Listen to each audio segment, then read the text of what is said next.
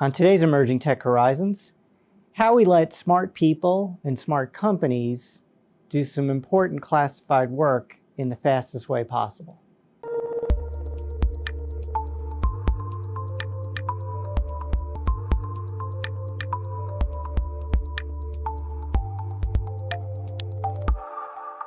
Hello and welcome to the Emerging Tech Horizons podcast. I'm Arun Serafin, Executive Director of NDIA's Emerging Technologies Institute. Today we're going to talk about issues and challenges in navigating the complex world of classification and how particularly that's affecting new businesses trying to get into the defense and intelligence sector.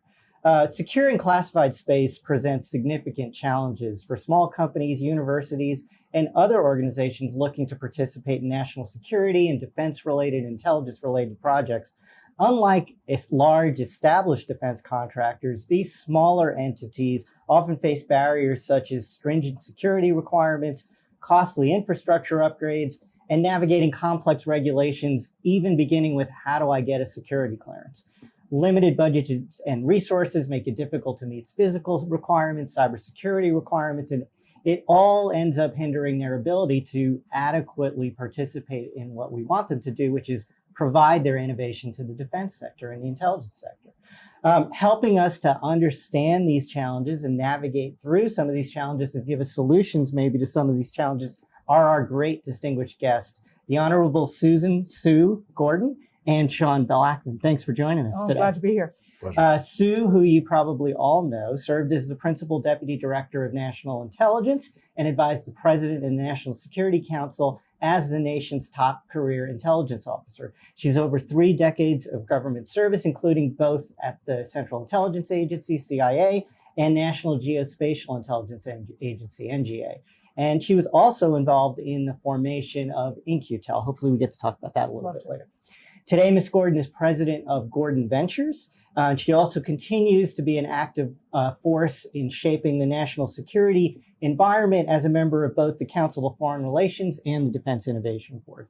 Sitting next to her is Sean Blackman. Sean is co-founder and CEO of Nooks, a really interesting company that provides services to help companies navigate some of these government security regulations and processes. Sean comes to this after his career in the Navy, where he was a program manager, an F-18 instructor pilot, and a fighter pilot. Thank you for your service. Nice. So appreciate you, Sean and Sue, for joining us on the podcast. Let's just dive right in. I tried to do a little bit on your careers, but you've both ended up in these interesting places.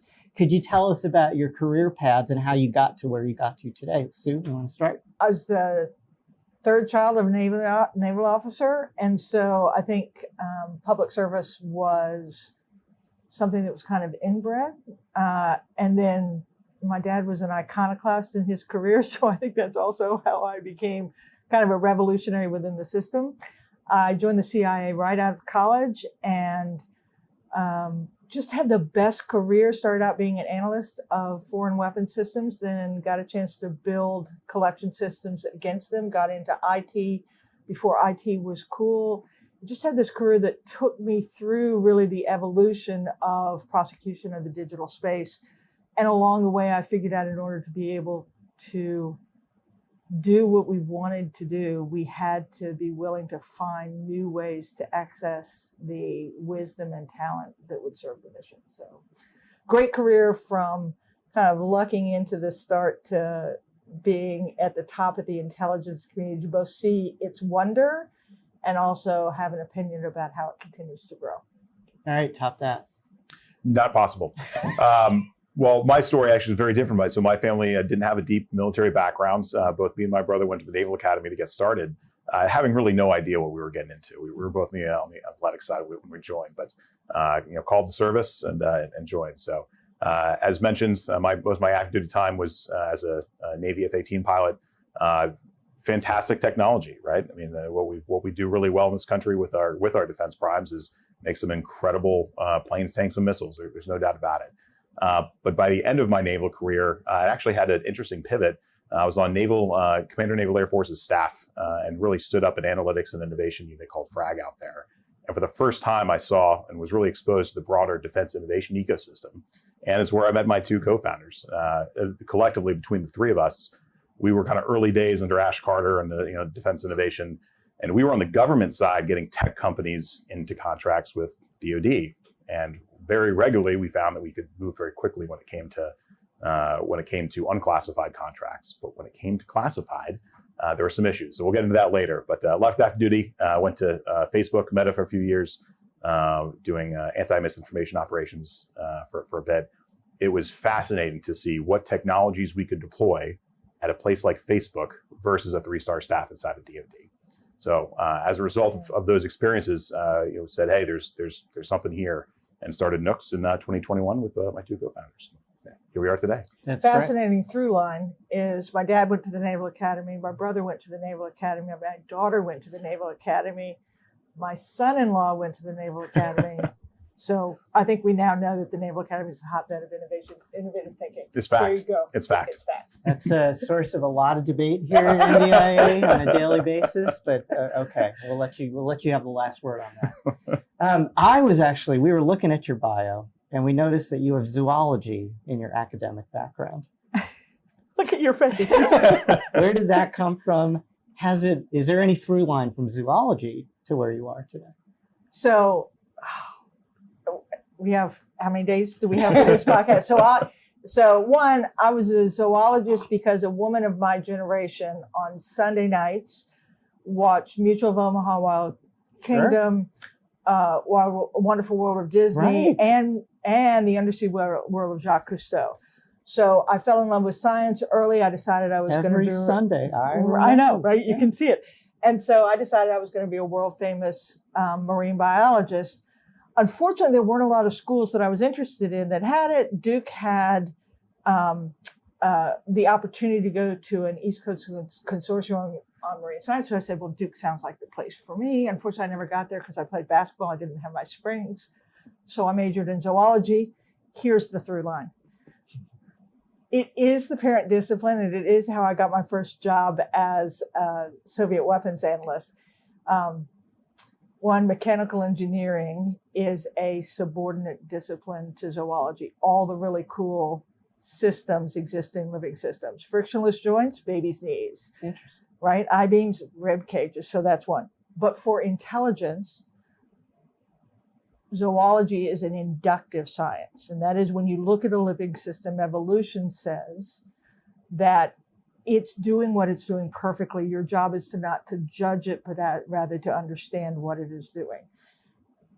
Law enforcement is a deductive discipline, but intelligence is equally inductive. And that is when you look at the world as it is, you're not judging it, you're saying, what the hell is going on? And so the through line of my background is that I was trained to be able to find conclusions inductively, and that made me a successful intelligence officer. That was a great answer. Okay. Fascinating arc right there. It might be true. All right, so let's jump into the topic at hand here. Classification challenges for the new entrants into this defense intelligence innovation system. We've been talking about this problem for a long time, classification barriers and regulations, but we seem to be talking about it in a different way today, and maybe more people. Tell us what's motivated this to be a much more pressing problem today than before.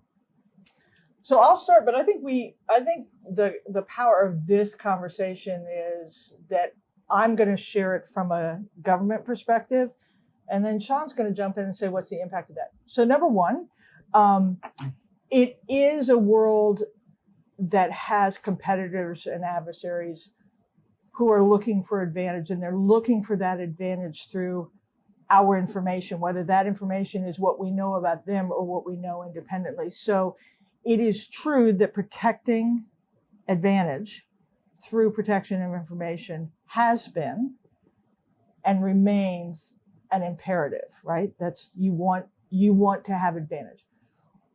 What makes it have changed so much is the fact that the world is connected, everything's open, and unlike in the days when intelligence was started, we developed systems to know things that no one else knew. We became the great hunters, and each piece of information was actually rare and special, and we had to protect it. And so we designed systems that were classified in their collection and classified in their protection that limited the opportunity. Now the world knows everything itself. Things move so fast that holding is not the way to have advantage. Using is the way to have advantage. So now you're like, well, not everything that I collect in a classified way is actually unique. That speed is more important to advantage than protection. And so much of what we need is being developed outside of The barbed wire right. fences. And so we're now looking at wanting to conduct the same mission, but I can't conduct it with all the same modalities. But you know how hard it is for a system to change how it prefers to be. But I think the opportunity, and we'll talk about that, is that I think everyone sees the same need. Now we're just struggling about how we both preserve our mission, break the systems we believed in to get access to the stuff we need. So I love that. And really just the concept of all of this is about decreasing cycle time. How do we move faster as a society, as technology improves? It's moving faster than obviously ever before.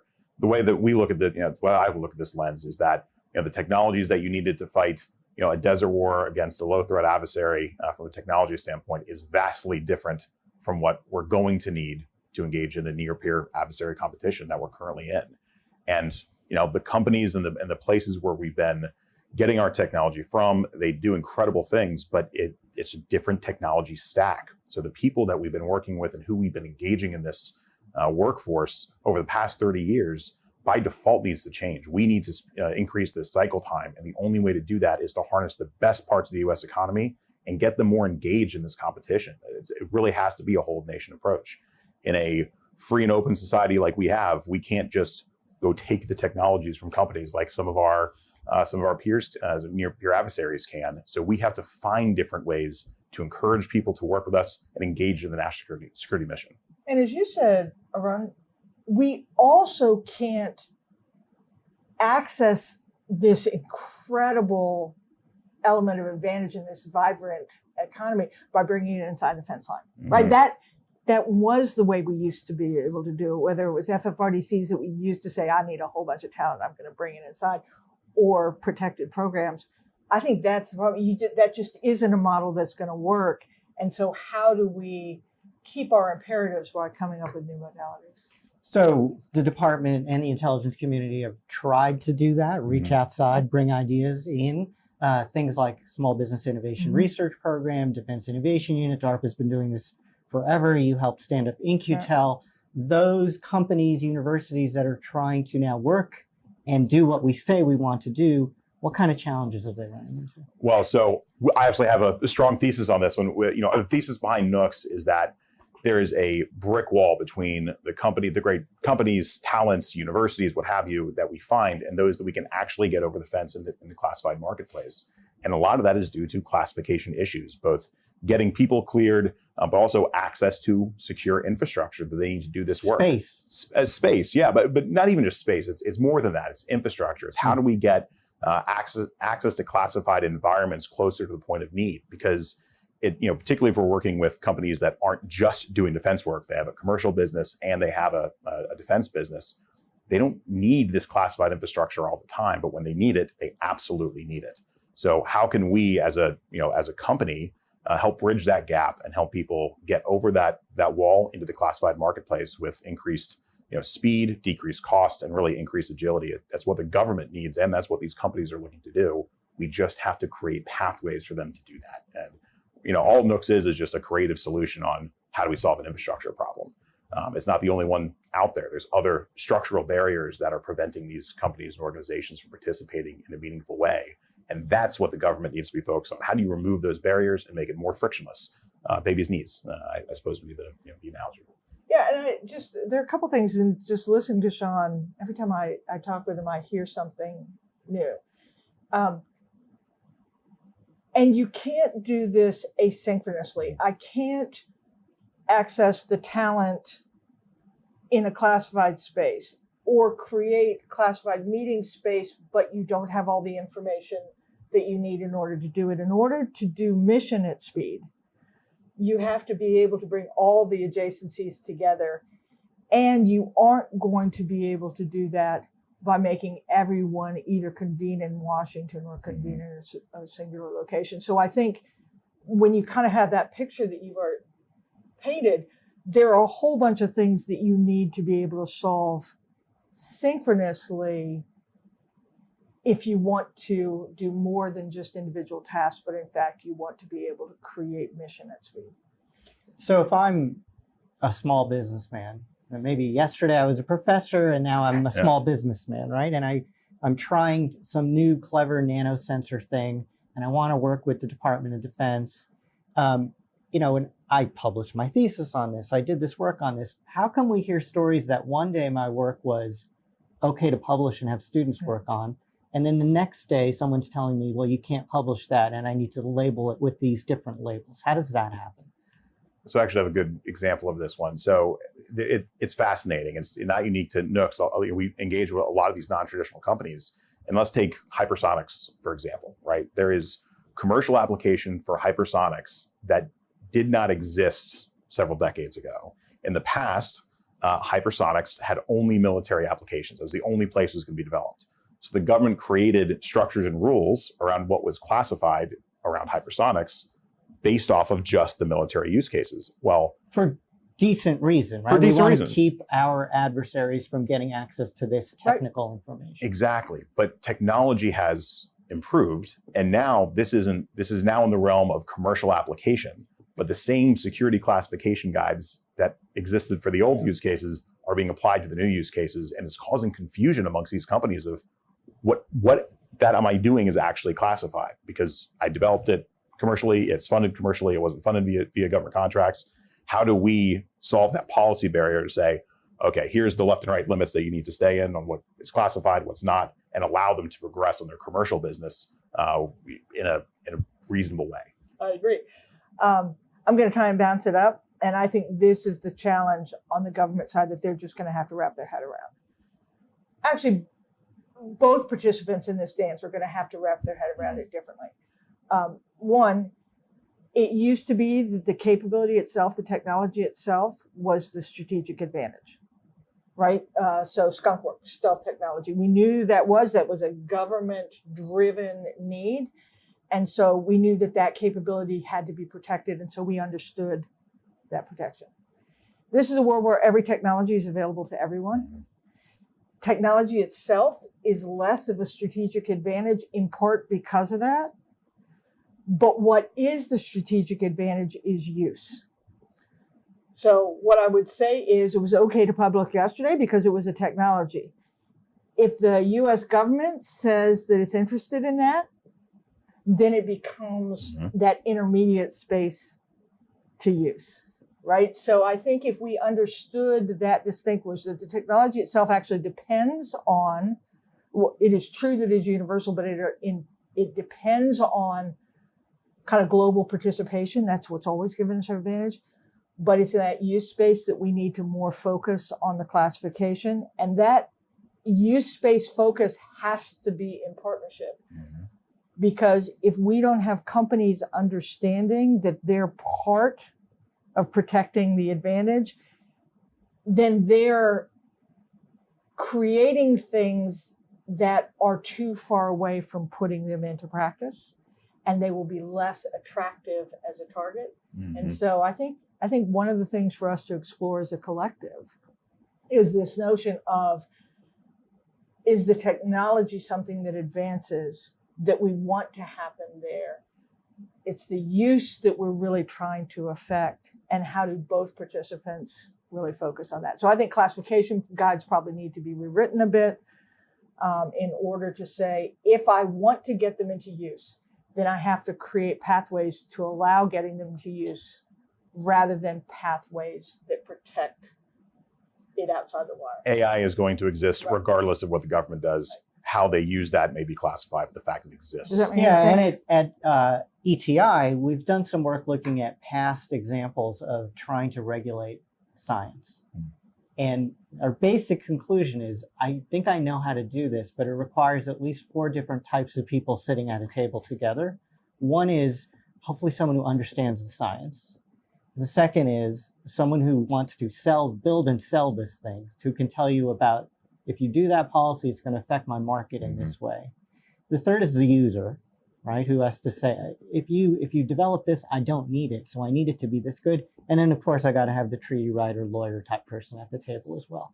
If you don't have all four of them together, something bad is going to happen. You're either over control or under control. We usually honestly think about this in terms of export controls, but I think I'm hearing in this, you can classify your way out of making a commercializable product or even a military usable product, even though you think you're protected. Right. Yeah, I mean, the most secure box is one that you can't get into, but it's not very useful, right? So how do you balance the security needs with, hey, we actually need to use this thing to go do something? Yeah, and the reason why I love your example is you need those four people to think about it, but you need the four to agree that this is an outcome we want.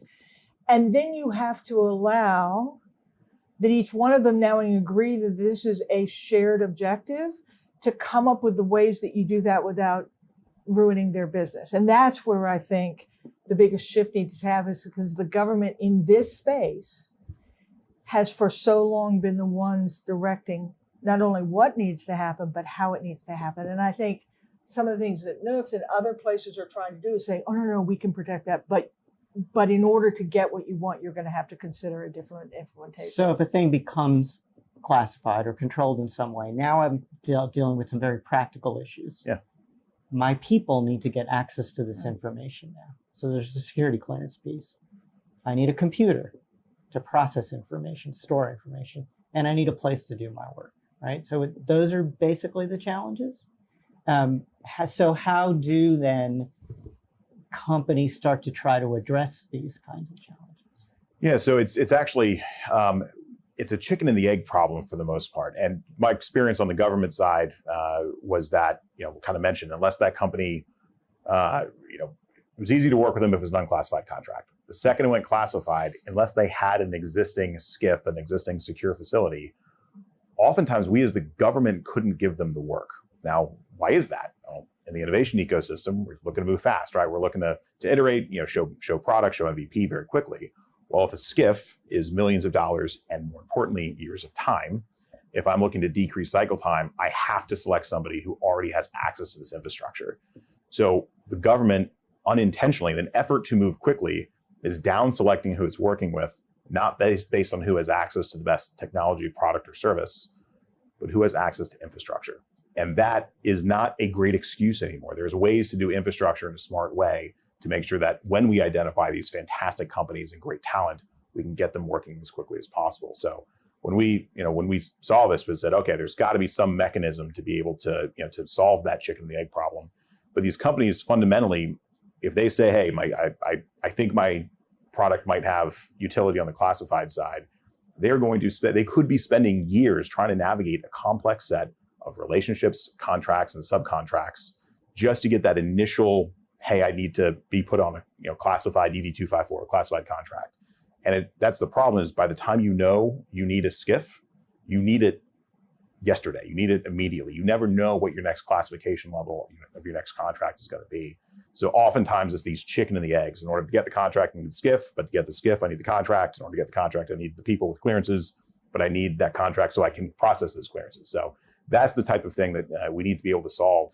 There's some really interesting ways to do that right now. So for instance, DARPA has a fascinating program called DARPA Bridges, where they're essentially sponsoring security clearances so that companies can compete for classified contracts. And they'll give a topic area, they'll give a use case, but that's a really creative solution around this and to solve that original inspiration for I need a security clearance. And then Nooks, we feel, is a very good way to solve that other piece of once I have that security clearance, where can I actually do that work? Where can I get access to computers and networks that I need to perform against that contract or even to propose against it?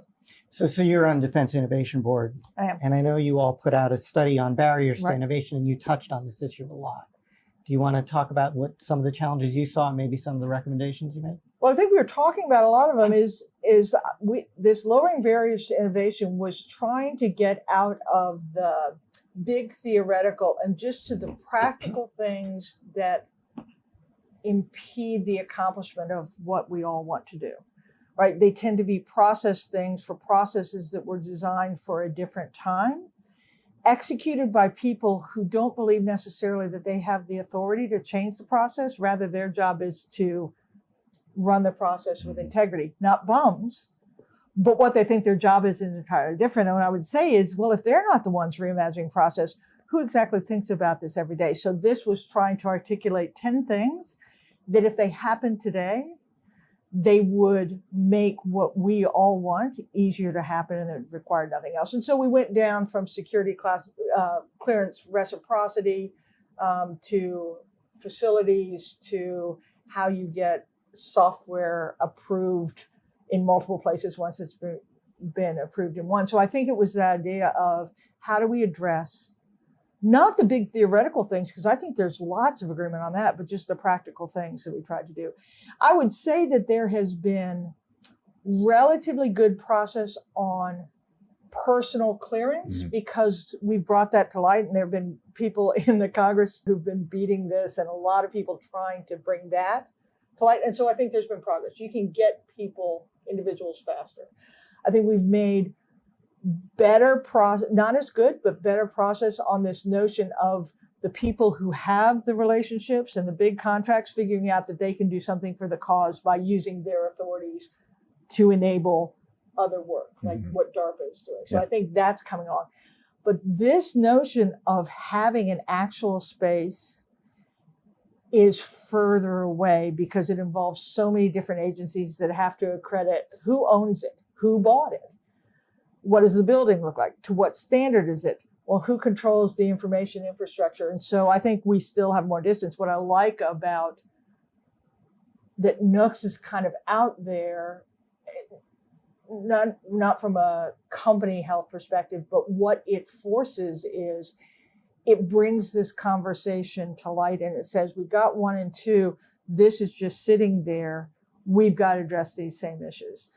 It's a bit more complex, but it's all in service of making sure that the national security community has access to all the talent that exists in our great ecosystem, not just US, but kind of allies and partners as well, so that we can bring them together to solve the problem. So I think talking about these things and working them off, it shows that when we bring the conversation to light, you actually do drive the system to make the changes. And typical Defense Innovation Board, and I was victim or recipient of many great DIB recommendations over the years. Very practical.